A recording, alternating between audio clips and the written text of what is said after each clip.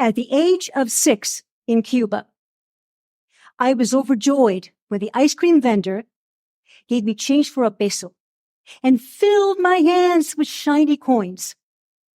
I was so excited, I ran to my mother and I showed her what I had. She asked me, "Did you say gracias?"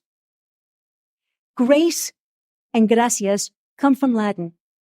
The word grace comes from the idea of God giving virtue to what you're doing. It comes from the divine. Now, at age 6, I had no idea that gratitude comes in many flavors. But since then, I have evolved into understanding that there are 5 dimensions of gratitude. The first one is simplicity. The very simple act of giving thank you, a thank you note, right? The good manners that our parents taught us. There's the gentle kiss or the flower gesture that a child innocently gives to an adult. But the bad side is this, the emojis, the way we are now defaulting to a different way of saying thank you, to the very, very quick, very gratifying way of hearts and kisses and thank yous and emojis, when the voice, the thank you that comes from the heart means so much more. Gratitude in the face of adversity. If you've ever had a close call with drowning, you know that the lifeguard is someone you will thank for the rest of your life, right? Or the firefighter who pulls you out from a raging fire in a car, right? All these are things that we as human beings, for the sense of survival and preservation, we thank those who made our lives possible. Now, in the face of a devastating catastrophe like a fire that burns up all your belongings, a friend of mine went through this with the California fire. What he found was most valuable to him was having a toothbrush.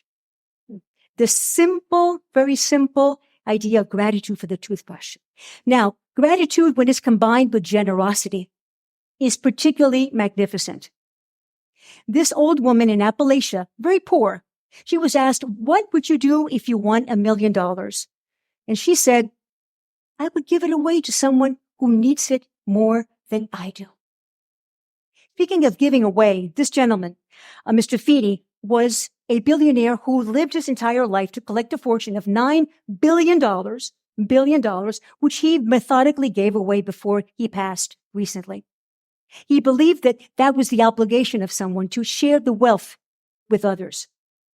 Now, it can feel really good to give away money, because in this case, we're talking about a $1,000 club. During the pandemic, 10 business people decided that they wanted to make the servers feel special.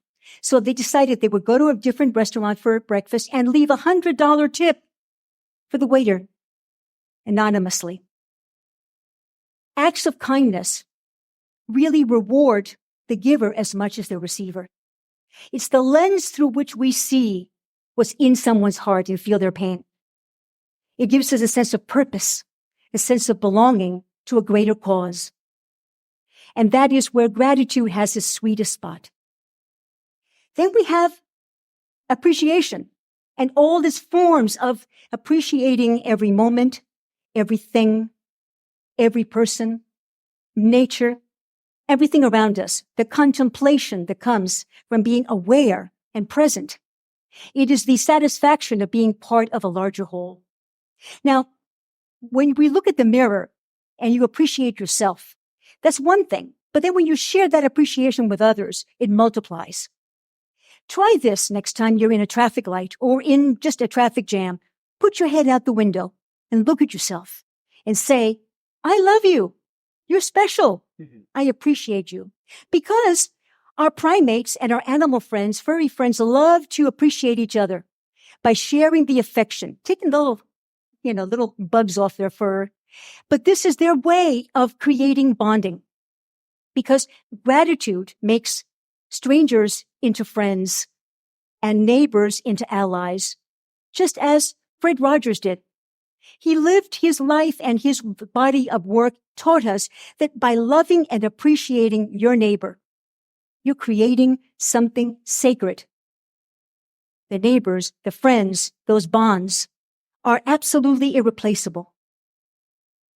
The 5th dimension of gratitude is the divine. How we connect with higher power. What inspires us to know that there's something more? There's something for which we need to live for. There's a purpose. There's a path that is illuminated for us if we believe that the divine guides us. How do we connect with that? How do we live in gratitude? Well, Thich Nhat Hanh gave us a clue. He said, walk in mindfulness as if you're kissing the earth with your feet. Take in a breath. A breath is a gift. That gratitude fills you every moment. Now, you may be saying, this is bunk. I don't believe this. This sounds nice, but in real life, it doesn't matter. I'd rather do my emojis and thank you, everybody. There's brain science, irrefutable, that gratitude makes the brain function better. It cuts down on cortisol and it ups our dopamine, which makes us happy. So, happy people, we know, are happier. They live longer. They're more humble. They have greater bonds to society. They are more prosperous. They forge communities that give them belonging. Now, if you are feeling angry, you're not being grateful. If you're feeling vengeful, jealous, you're not being grateful. If you are feeling less than, or if you're not enough, you're not being grateful. If you're like those two women who were not being grateful. Now, my parting thoughts to you is that if you think about that every moment, every breath is a prayer, and if you follow Meister Eckhart's advice, the theologian, if the only prayer you said was thank you, that would be enough. Thank you.